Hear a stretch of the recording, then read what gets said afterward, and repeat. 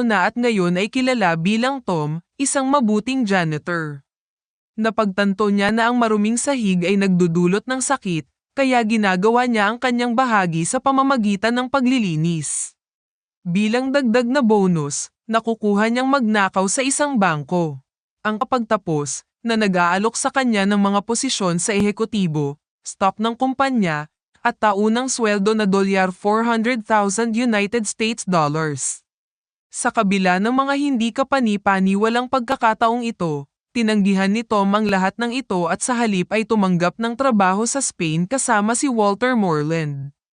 Ang trabahong ito ay nangangailangan sa kanya na gamitin ang kanyang pambihirang brain power para makapasok sa isang vault na itinuturing na isang engineering marvel at naglalaman ng isang bagay na hinahanap ni Walter sa loob ng mahigit 80 taon. Walang sino man ang nakalusot sa kakaibang vault na ito. Ipinakilala ni Walter si Tom sa kanyang pangkat. Si Walter ay nagmamay-ari ng isang salvage company, at ilang buwan na ang nakalilipas ay nakuha niya ang ilang mga antik mula sa isang lumubog na barko sa karagatan ng Espanya. Ang isa sa mga bagay sa wreckage ay isang set ng 3 barya na naglalaman ng mahalagang mga coordinate ng kayamanan. Sa kasamaang palad, nabigo ang salvage mission, at kinuha ng mga awtoridad ng Espanya ang lahat ng kanilang natuklasan. Ang mga bagay ay nasecure na ngayon sa isang mahimalang vault sa isang Spanish bank. Si Lorraine, ang ampon ni Walter, ang namamahala sa pagpapanggap sa koponan. Maaari niyang kunin ang anumang pagkakakilanlan na kinakailangan ng koponan. Opisyal na sinimulan ni Tom ang pag-aaral ng mga panloob na gawain ng Bank of Spain, ang pinakapinatibay na gusali sa mundo. Ang bangko ay nilagyan ng maraming sensor at camera, pati na rin ang mga gwardya na sinanay upang mabilis na tumugon sa anumang kaguluhan. Gayunpaman, ang pinakamalaking hamon ng koponan ay ang punong tanggapan ng Spanish Army na matatagpuan sa tapat ng kalye mula sa bangko. Kapag tumunog ang mga alarma sa bangko, 500 sundalo ang sumugod upang harapin ang sitwasyon. Higit pa rito, ang security chief ng bangko ay isang dating commander-in-chief ng counter-terrorism unit ng Spain.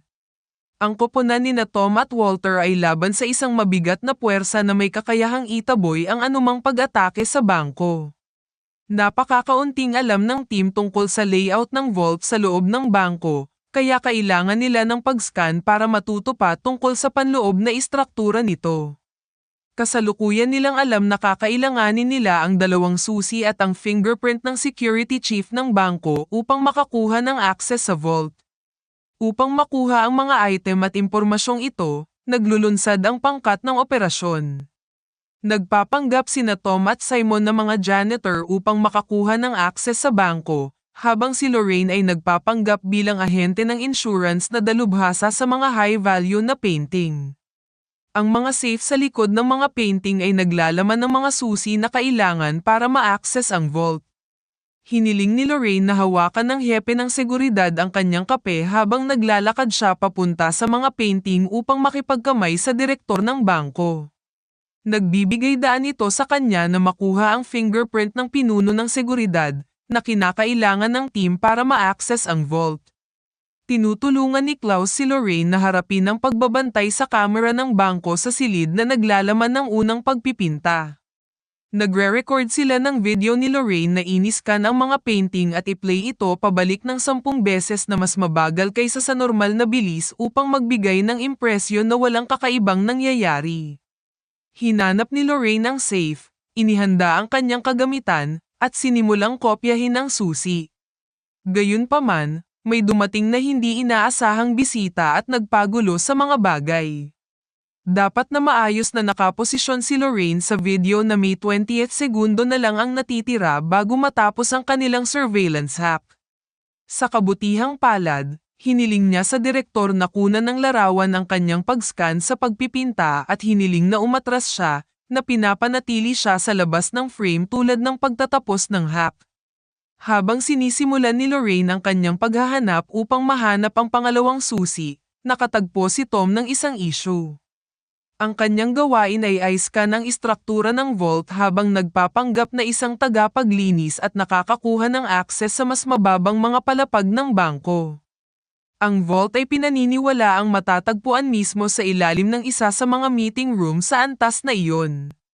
Gumapang si Tom sa ilalim ng mesa sa meeting room at inactivate ang magnetometer para simulan ang pag-scan. Sa kasamaang palad, isang grupo ng mga tao ang pumasok sa silid upang magdaos ng isang pulong na nakulong si Tom sa ilalim ng mesa. Para bang hindi iyon sapat, magsisimulang mag-malfunction ang device at ma-stuck sa 76% na pagkumpleto. Pagkatapos ng ilang pag-iisip, pinapagana muli ni Tom ang device at sa wakas ay natapos na ang pag-scan.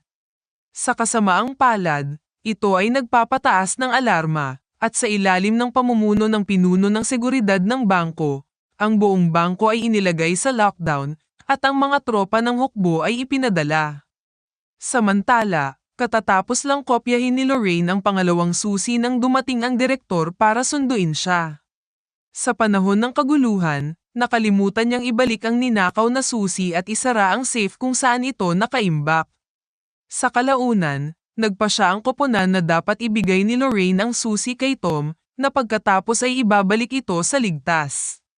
Nagmamadaling pumunta si Tom sa ikatlong palapag, pinalitan ang susi, at isinara ang safe nang makatanggap siya ng balita na may guard na papalapit sa kanya. Sa mabilis na pag-iisip, sinasadya niyang mahuli ang sarili.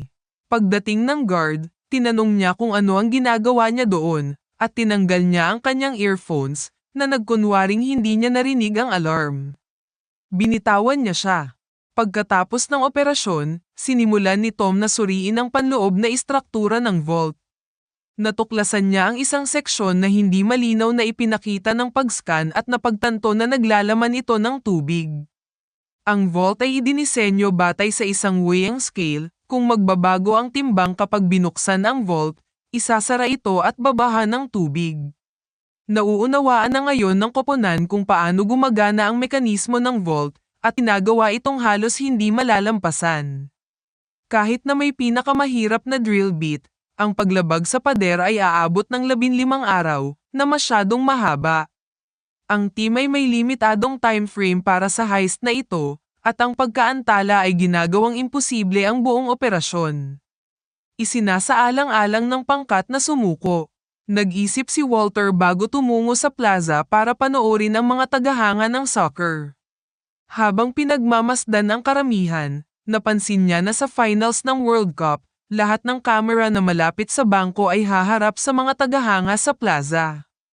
Ang realization na ito ay nag-uudyok ng pagbabago sa diskarte. Sa halip na pumasok sa bangko sa pamamagitan ng underground passage, maaari nilang makapasok ito mula sa bubong. Mabilis na ipinadala ni Walter ang impormasyong ito sa koponan, at lahat ay may panibagong pakiramdam ng pag-asa. Gayunpaman, ang kanilang tagumpay ay nakasalalay pa rin sa kakayahan ni Tom na maunawaan ang mga mekanismo ng vault. Siya ay nagtatrabaho ng walang pagod hanggang sa makaisip siya ng solusyon sa mekanismo ng seguridad ng vault. Upang ipakita ang kanyang solusyon, naglalagay siya ng isang tasa ng tubig sa isang timangan at inoobserbahan ang paggalaw ng balanse. Pagkatapos ay tinanggal niya ang tasa, nag-spray ng likidong nitrogen sa timangan, at pinapalitan ang tasa. Sa pagkakataong ito, hindi gumagalaw ang balanse dahil nagyelo ang sukat. Ipinaliwanag ni Tom kung paano may lalapat ang parehong prinsipyo sa napakalaking sukat ng vault. Ang tanging hamon ay kakailanganin nila ng malaking halaga ng likidong nitrogen upang maisakatuparan ang plano. Sinisimulan ng pangkat ang kanilang mga operasyon ng may matibay na plano. Sa pagsisimula ng soccer game sa pagitan ng Spain at Netherlands, mayroon lamang silang 105 minuto para tapusin ang buong operasyon. Upang magsimula, mag-zipline sila sa rooftop ng bangko, pagkatapos ay bumukas ang isang salamin na bintana at pumasok dito. Pagkatapos ay tumuloy sila sa 100 metrong pipang hanggang sa marating nila ang pasukan sa silid na naglalaman ng vault. Dapat silang tumawid gamit ang isang portable na hagdan. Sa wakas, dumating sila sa harap ng vault at sinimulan ni Klaus ang kanyang trabaho sa paghack, na nagpapahintulot sa koponan na makakuha ng access gamit ang 2 key at fingerprint na nakuha nila kanina. Natagpuan nila ang kanilang sarili na nakaharap sa kahanga-hangang vault.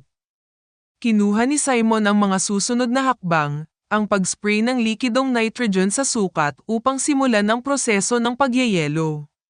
Habang binubuhos niya ang mga tangke, nagsisimula ang reaksyon na nagiging sanhi ng pag-freeze ng vault floor.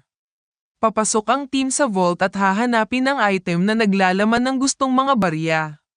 Samantala, natuklasan ng pangkat ng bank patrol ang bukas na bintana ng bubong at nagmamadaling pumunta sa vault. Natuklasan ni Lorraine ang mga barya, ngunit ang susunod ay hindi inaasahan. Nagplano si James na ipagkanulo ang koponan sa simula bilang isang undercover agent at ngayon ay nagnanais na nakawin ang mga barya. Wala nang choice si Lorraine kundi ibigay ang mga ninakaw na barya kay James. Gayunpaman, ang kanilang pagtakas ay panandalian habang ang epekto ng pagyeyelo ng likidong nitrogen ay nawawala, na nagpapalitaw sa mga mekanismo ng seguridad ng vault. Si Tom, Lorraine, at James ay nakulong sa loob ng vault habang nagsisimula ng bumaha ang tubig sa lugar. Bilang isang dating sundalo, ginagamit ni James ang kanyang kakayahan sa paglangoy upang makatakas sa bitag at tumakas gamit ang mga ninakaw na barya. Kapag nagdeklara ng emergency ang hepe ng seguridad, ang kanyang mga tauhan ay naghanda at sumugod sa vault.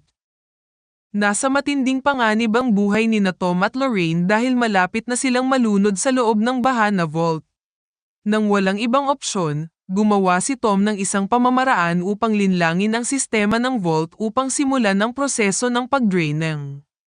Inutusan niya si Simon na dagdagan ang timbang sa timangan upang ipakita na puno ang vault. Mabilis na kumilos si Simon, inilagay ang lahat ng mga tangke ng nitrogen sa sukat, ngunit hindi pa rin ito sapat. Nang malapit na siyang sumuko, napansin niya ang kanyang radyo at nagpa siya na ilagay ito sa iskala.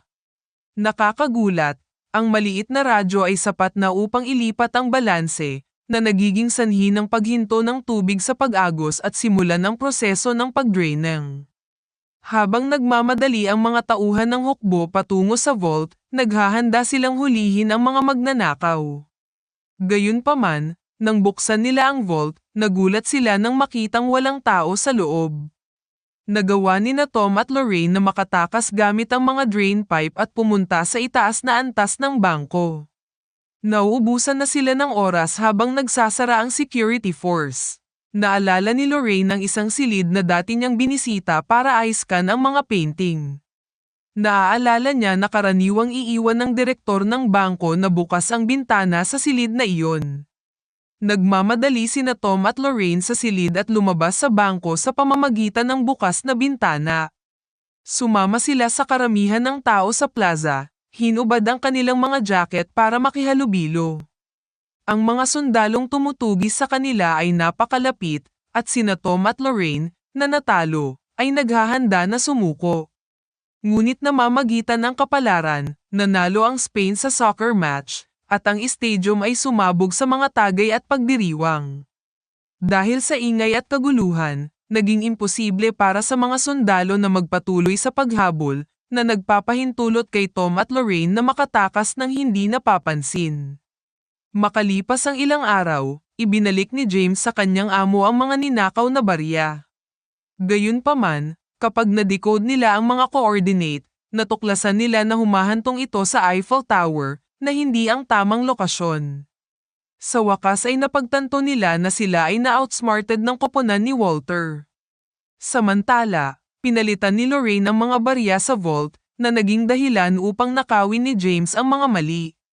Si Tom at ang kanyang koponan ay nasa isang resort na ngayon sa France, kung saan natuklasan nila ang tunay na mga coordinate ng kayamanan na hinahanap nila. Natuklasan nila na ang kayamanan ay nakatago na ngayon sa loob ng Bank of England. Naghahanda ang koponan para sa isa pang heist, handang subukan muli ang kanilang mga kakayahan. Ang mga tao ay nabighani sa mga bank heist, kaya sila ay palaging isang sikat na tema ng pelikula. Ang paggamit ng mga tool, diskarte, at panlilinlang ay nagdaragdag ng kapana-panabik na elemento sa pelikula. Kung ikaw ang nasa posisyon ni Tom, mas gugustuhin mo bang mamuhay